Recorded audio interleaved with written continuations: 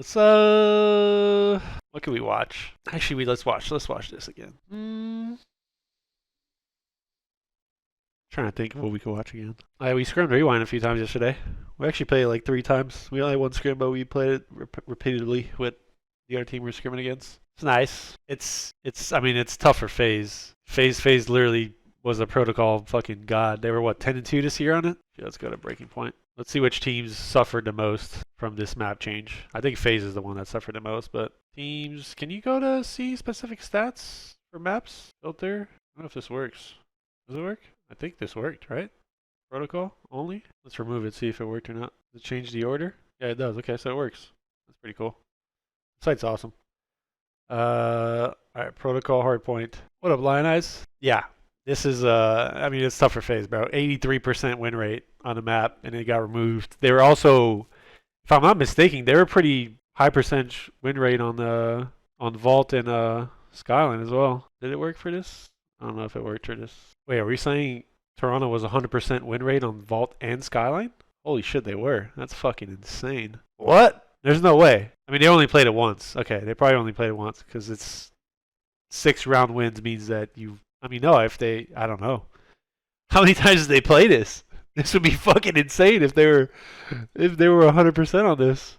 Holy shit, dude, they were 100% on Vault and Skyline. Why has this been swept under the rug? They got fucking screwed by that change. On the other side of things, we were not mad about it. That's nuts. That's absolutely nuts. All right, I want to see something actually. Let's go to player statistics. What's BP rating? Can someone in the chat explain to me what BP rating is? Because I keep seeing this and it's like it's always different than the KD number. So I mean, it's probably some sort of stats that's based on objective play probably because it doesn't explain it. I mean, it shows kill rate, but BP rating doesn't show what BP rating is. I'm assuming it's some sort of like stat that's molded between like objective play. It's probably like a combination of multiple stats into one that relate your KD. It probably like, I mean, the best way I can think about it is like efficiency. So how much are your kills actually worth? That'd be my guess. But I don't know if someone in the chat can confirm that or not. Ben J's still here. Ben J, what's BP rating? I mean, it's got to be because like the players that I'm seeing that have higher KDs than BP ratings are the players you would assume that aren't necessarily making their kills worth the most all the time. That'd be my guess at least. Go to the bottom here. Of course, you have those guys. Yeah, I guess that would make sense. Battle for champs. All right, chat. Who's making champs? We have Optic with a 30-point lead over Rocker and 40-point lead over Cloud9. Let's just go and see. Optic is playing us first. I'm not gonna say if they're gonna win or lose to that because I'm not gonna jinx anything. They only play us the first weekend, really? They only have one match? They go 1-2-2? I could be nitpicking, but I feel like whatever they added tactical sprint alongside a normal sprint, it changed Call of Duty forever. And also the animation, it makes me feel more clunky compared to old school COD just been having one smooth default sprint.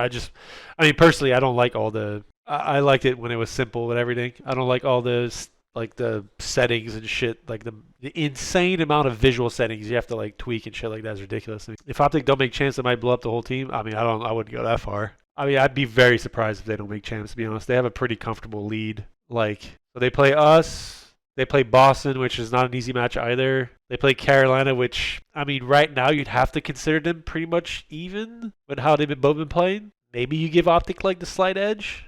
Again, I'm just more so comparing to what we've seen on the outside in recency biased. They play Gorillas. They should be able to handle the Gorillas. And then they play Toronto. Ooh, that's a tough one. So yeah, not guaranteed wins really anywhere. I think the LAG one's probably the only match where you can kind of at least breathe a little freely.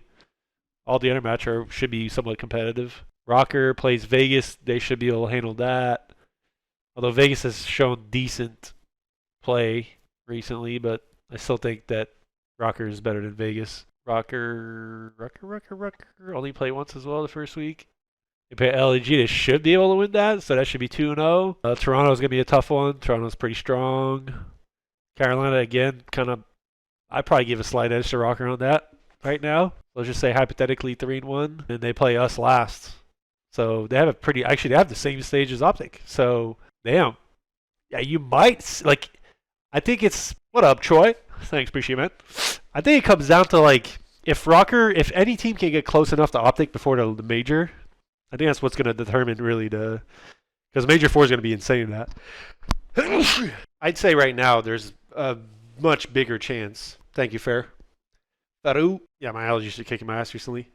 I think there's a much better chance that Optic make champs than not. Holy shit. Fucking allergies that murdering me. Yeah, 30 points at this stage of the year is a lot. Like, considering you can only go 50 online, like, it would take them losing. It would take, like, Rocker going, like, 3-2, maybe 4-1, and an Optic only winning 1 or 2 matches and having, like, a 10-point difference going in the event.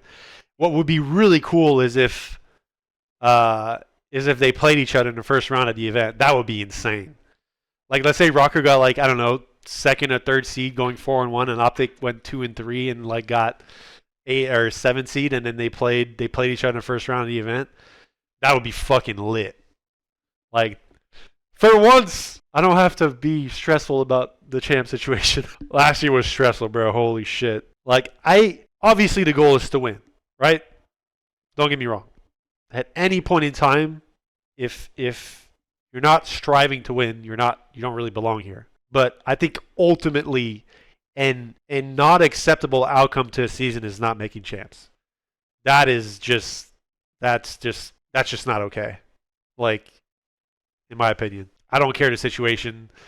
I mean, like, you could argue Vegas had a tough one because they were trying to incorporate Saudi players with lack of experience at the start of the year, and that didn't work. So you could argue that they were in a different kind of bucket, at least in terms of like realm of what you would have considered success at the start of the season. But I think every other team probably, I would assume feels extremely disappointed. I would hope at least. Like, I mean, it's failure not to make champs, to not give yourself a chance to even have to go at the big one. Yeah, of course.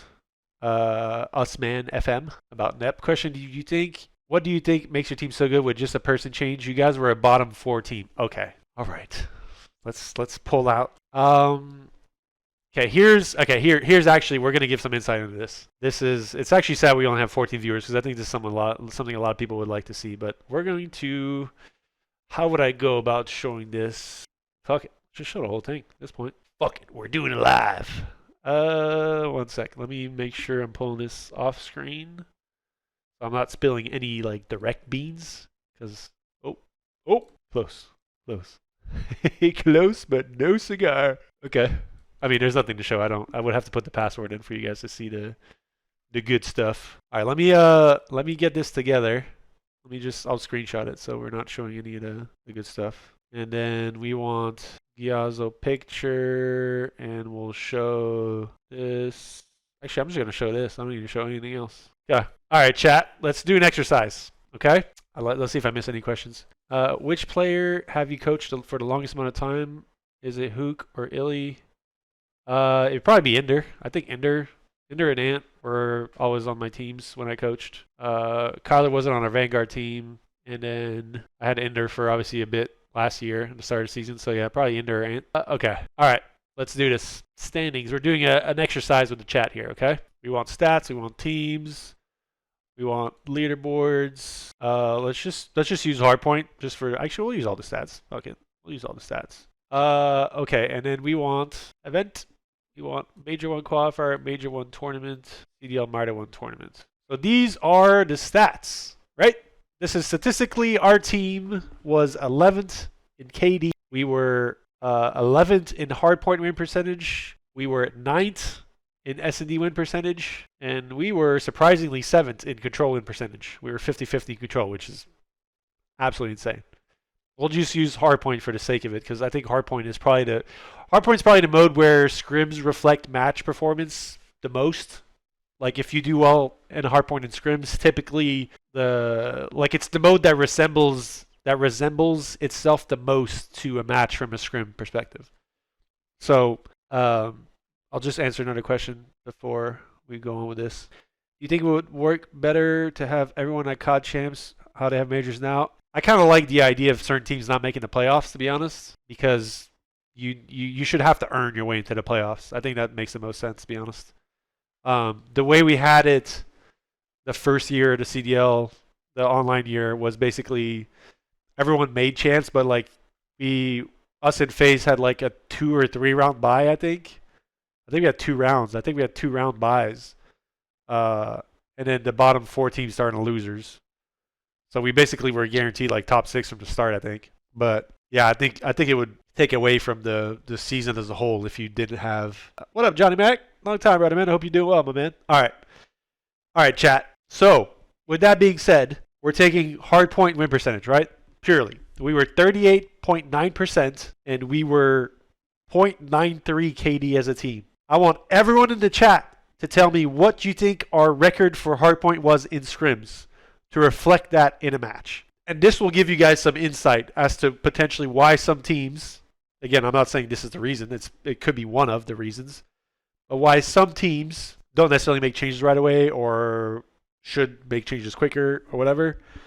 But what do you think? I'm talking about scrims from the start of the game to when after until Major 1. So basically all the practice included till Major 1, till we played in Madrid. I want you guys to give me an estimated percentage win of maps as a whole for like every map combined. Troy, 65%. I fucking love you, man. God damn, you're a fucking good human being. I wish. I mean, again, we're saying like in matches, we were 38%. We were basically, let's just round it up, 40%. We were 40% win rate in matches. How would you say our percentage was in scrims? And this is, again, you have to consider different factors. Like fucking Troy's team was like, fuck you guys. We're not scrimming you guys suck. We're not playing you guys. So we didn't play thieves all that much in scrims. So that probably helped us a little bit. But yeah, we see different numbers. We see. So you guys are all basically saying that our scrim results were better than our match results, right? Is that kind of the realm of where everyone feels here? I mean, we said 70%, bro. If we were going 70%, if we were doubling our map percentage win in scrims compared to matches, holy fuck, that'd be insane. But definitely not. Your New York team last year was at around 35%. That's fucking insane, bro. That'd be fucking tweaking, dog.